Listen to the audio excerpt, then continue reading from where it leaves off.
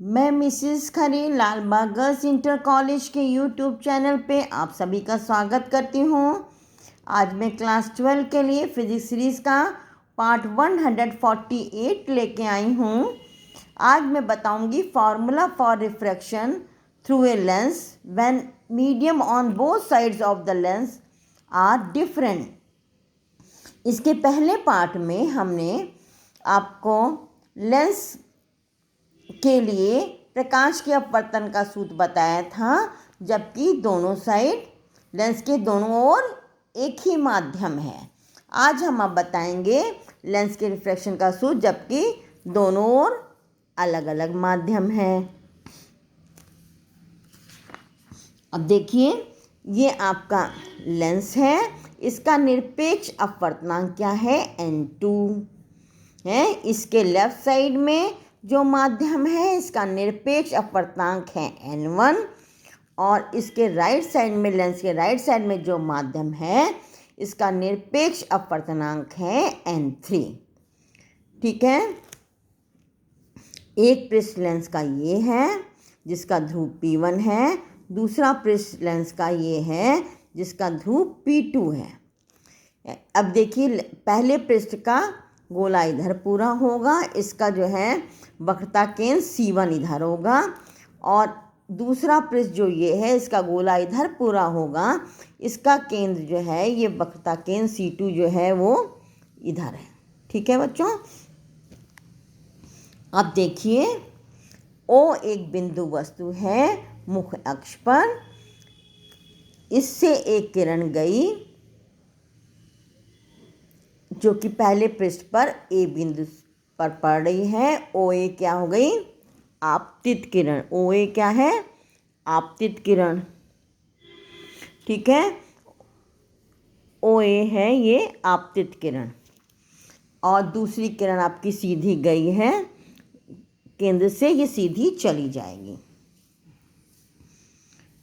अब देखिए, OA आपतित किरण है और ये आपतन बिंदु है। इस आपतन बिंदु पर इस सरफेस पे लंब क्या है, कहाँ से जाएगा बच्चों, ये आपका वक्रता केंद्र से जाएगा। तो C1AN जो है, N1 क्या है, अभिलंब है A बिंदु पर पहले पृष्ठ के लिए।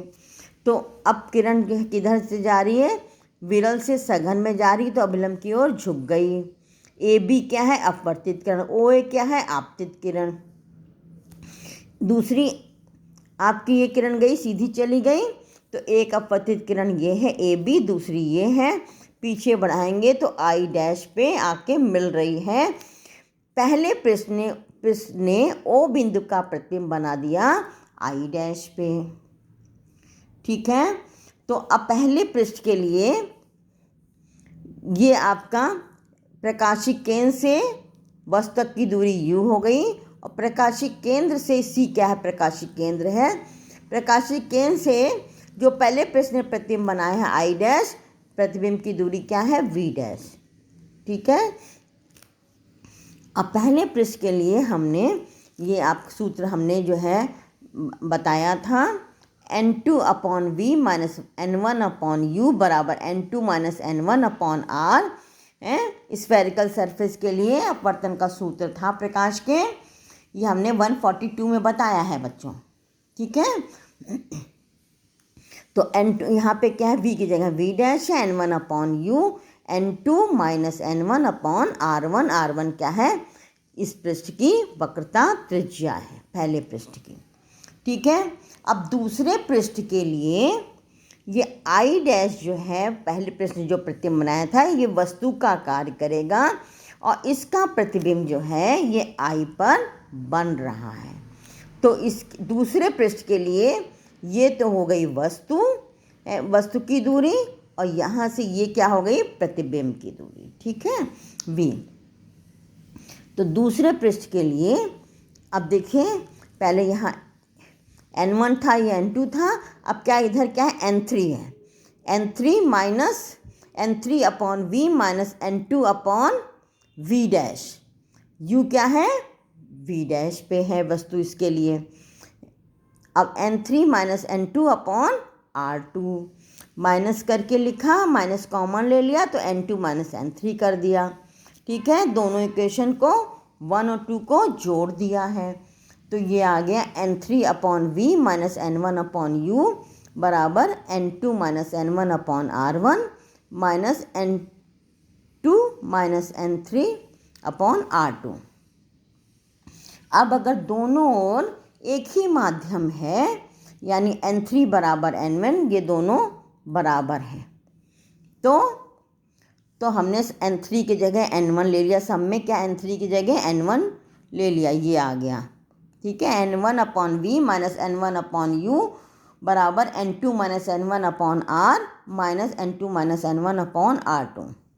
अब हमने N1 से भाग दे दिया, इस इक्वेशन को पूरा किया गया, N1 से भाग दे दिया तो यहाँ से N1 हट गया, यहाँ से हट गया, ये N2 minus N1 upon minus 1 हो गया, यहाँ भी N2 अपॉन N1 माइनस 1, ये कॉमन ले लिया, 1 अपॉन R1 यहाँ से, माइनस 1 अपॉन R2 यहाँ से हो गया। तो N2 अपॉन N1 बराबर क्या है, N हो गया, लेंस के माध्यम का अपवर्तनांक, जिस माध्यम में लेंस रखा है उसके सापेक्ष, तो N minus 1 upon R1 minus 1 upon R2। अब इसमें अगर हम कंडीशन लगाते हैं U बराबर इन्फिनिटी तो V बराबर F, तो ये आ जाएगा 1 अपॉन F बराबर N minus 1 upon R1 minus 1 upon R2। आज के लिए बस इतना ही, मिलते हैं नेक्स्ट पार्ट में। बच्चों ये बहुत इंपॉर्टेंट है, इसका डेरिवेशन पूछा जाता है।